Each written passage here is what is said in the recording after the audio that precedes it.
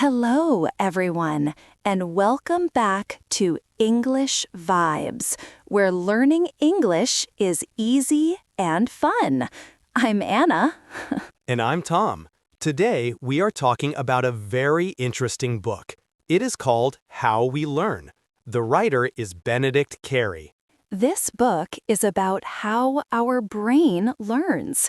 It shows us how learning really works. It tells us that many things we believe about studying are not correct.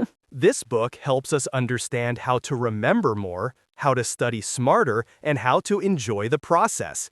We will go through the book chapter by chapter. I will explain each idea in simple English. And we will give examples and real stories. Are you ready? Let's begin. Chapter 1. Forget everything you know about learning. In the first chapter, Carey says something surprising. He says most people do not understand how learning really works. Many students believe that they must sit in one place, read many hours, and focus very hard. They think this is the best way to learn. But science shows that this is not always true. Our brain is not a machine. It is a living, growing part of our body. It learns in many ways. It learns from experience. It learns from mistakes. It learns from curiosity and from trying again and again. We started learning as babies by exploring and playing. We touched things, we moved around, we listened, we watched, and we copied others. This natural way is still powerful, even for adults. The author also says that the place where you study matters. If you always study in the same room, your brain connects the memory with that room. But if you study in different places, your memory becomes stronger. Changing the environment helps the brain build more connections. For example, if you learn English vocabulary in your bedroom today, try learning in the kitchen tomorrow. Next day, try learning in the park. Your brain will link the words to many places. This makes it easier to remember them later.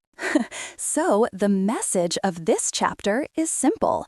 Learning is not only about discipline and hard work. It is about creating the right conditions for your brain. Use curiosity, try new ways, study in different places, and make learning more active. We often feel bad when we forget something. We think forgetting means failure. But the author says forgetting is not bad. Forgetting is part of learning. Our memory works like a muscle. When we forget and then try to remember, we make the memory stronger. Scientists call this the forgetting effect. It is the reason why spaced repetition works so well. Spaced repetition means reviewing information many times, but with breaks in between. For example, if you learn 10 new English words today, review them tomorrow. Then review them again 3 days later. Then again after 1 week. Each time you try to remember, the memory becomes stronger. But if you repeat the words 10 times in 1 hour and never review them again, you will forget them quickly.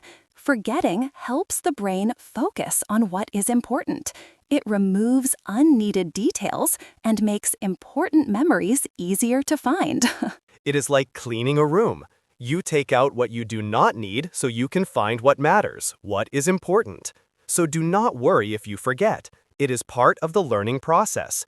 Review, recall, and let your brain work. Most people believe they should focus on one thing at a time.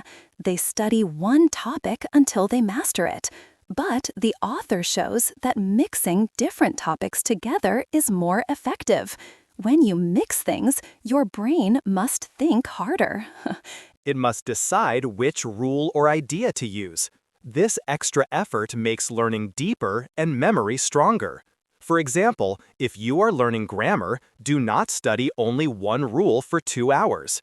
Instead, study grammar for 20 minutes, then vocabulary for 20 minutes, then practice speaking. Later, return to grammar. Your brain will connect these skills together. Mixing old materials with new material is also helpful. It forces your brain to remember what you learned before, to recall what you learned before. This makes the memory stronger. If you are studying different topics in school, mix them during study sessions. It might feel harder. It might feel more difficult. You might feel like you are learning less, but that is a sign that your brain is working deeply. Easy learning often disappears quickly. Harder learning stays longer. Chapter 4. The Role of Rest and Sleep. Sleep is not wasted time. Sleep is an important part of learning. While we sleep, the brain organizes what we learned during the day. It makes connections between ideas, it strengthens memories, and sometimes even solves problems. Research shows that people who sleep after studying remember more than people who stay awake. Sleep is like a secret teacher working inside your head. Short breaks during study time are also useful. They give the brain time to process information before adding more. After a break, you return with fresh energy and focus.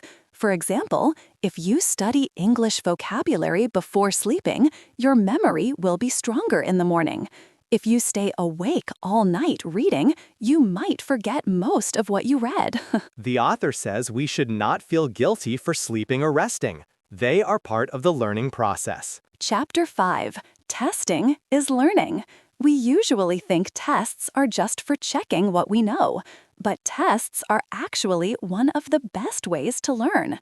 When we try to remember something, even if we are wrong, we strengthen the memory. We make it stronger. This is called retrieval practice. Testing helps you see what you remember and what you forget. It shows you where you need more work. It also makes memory easier to find next time. This is like after reading a story. Try to write what you remember without looking. You might forget some details, but the act of trying will make your memory stronger. If you only reread the story, you will forget it more easily. The author suggests using small quizzes, small tests, flashcards, or self-tests often. They turn studying into an active process. Chapter 6. The Benefits of Distraction. We are often told to focus and avoid distractions, but the author says small distractions can sometimes help learning. When you step away from a problem, your brain continues to work on it in the background. It connects ideas and searches for solutions.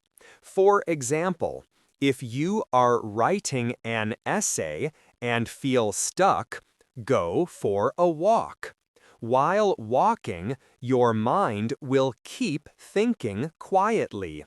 Suddenly, a solution might appear when you return. If you work on one thing for too long, your mind becomes tired. A small change can restart your focus. The key is balance. Long distractions are not helpful, but short ones can be powerful. Chapter 7. Learning without thinking. Not all learning is conscious. Sometimes we learn without trying, without thinking. It happens when we see patterns, when we hear language, or when we repeat actions again and again. Children learn their first language without grammar lessons. They hear words and copy them. Adults also learn in this way. We learn social rules, we learn driving, we learn music patterns without thinking, without direct studying. For example, if you listen to English podcasts while cooking, you are still learning.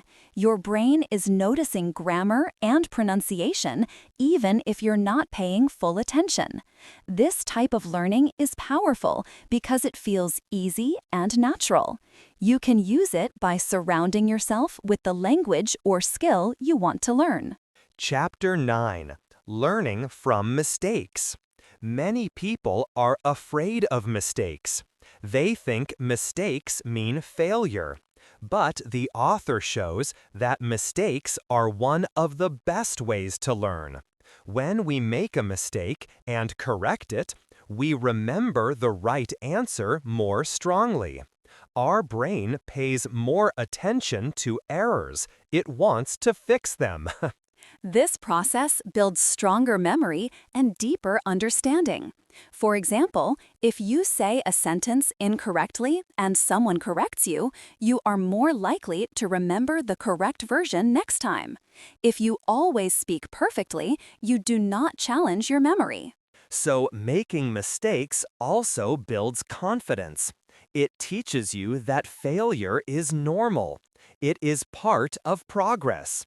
Okay, before we finish, let me review the most important lessons. Forgetting helps memory grow. Studying in different places helps you remember more. Mixing topics makes learning deeper. Sleep and breaks are part of learning. Testing yourself builds strong memory. Short distractions can help you solve problems. We can learn passively by watching, listening, and noticing. Finally, mistakes are powerful teachers. These lessons show that learning is not about doing more work. It is about doing the right kind of work.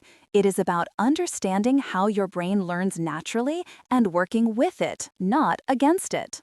Okay, thank you so much for listening to English Vibes. We're Anna and Tom, and until next time, keep practicing, keep learning, and keep believing in yourself. Bye for now.